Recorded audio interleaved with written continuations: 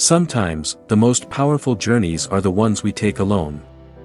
For Daniel, a 25-year-old struggling with doubt and uncertainty, this became his reality. Faced with the pressures of modern life, he embarked on a week-long, distraction-free journey into the wilderness.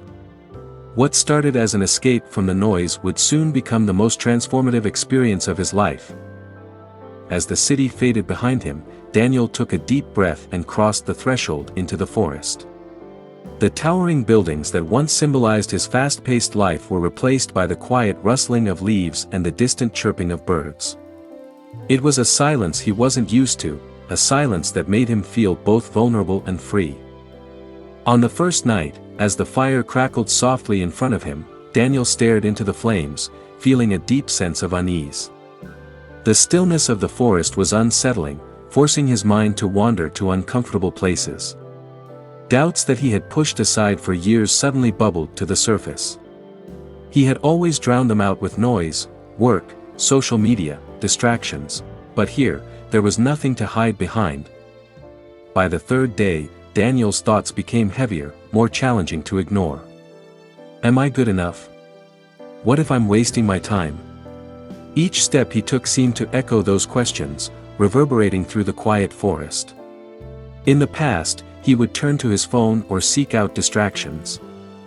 But here, surrounded by nature, there was no escape. He was forced to face his fears head-on. As he sat by the lake on the fourth morning, Daniel realized just how much of his self-worth had been tied to comparison. Scrolling through social media, seeing other people's successes, he had always felt like he didn't measure up. But now, away from all that noise, he began to understand that his value wasn't defined by someone else's highlight reel. His journey was his own, and that was enough. Solitude began to change from something Daniel feared to something he embraced.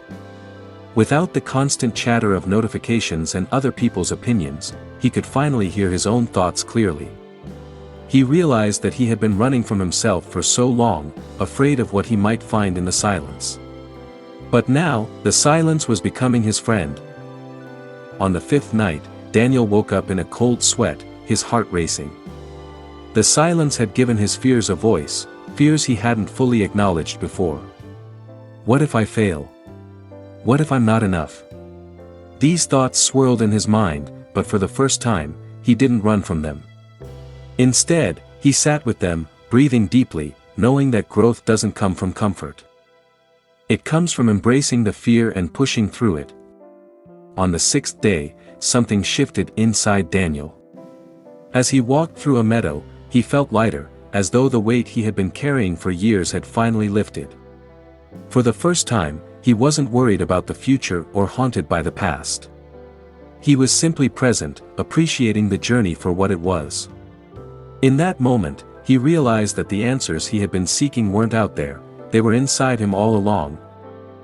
As the final day approached, Daniel no longer feared uncertainty. The need for control, for knowing exactly what came next, had melted away. He understood now that life wasn't about having a perfect plan, but about embracing the unknown and trusting the process.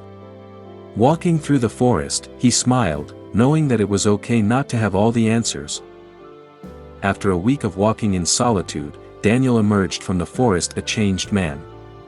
The noise of the city returned as he approached, but it no longer felt overwhelming.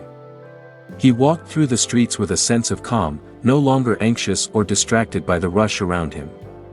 His journey had taught him that the real peace he was searching for wasn't in escaping the world, it was in finding balance within himself. Daniel knew now that walking alone was not a sign of weakness but a sign of strength. He had confronted his doubts, his fears, and his insecurities, and he had come out the other side stronger. The journey wasn't about the distance he had traveled through the forest, but the distance he had traveled within himself. As he stood at the edge of the city, looking back at the forest, he smiled, knowing that he would carry this newfound sense of self with him wherever he went. Sometimes, the greatest journeys are the ones we take within ourselves. If you've ever walked alone and found something powerful, share your story in the comments below. Thanks for watching, and don't forget to subscribe, and remember, solitude is where we often find our truest selves.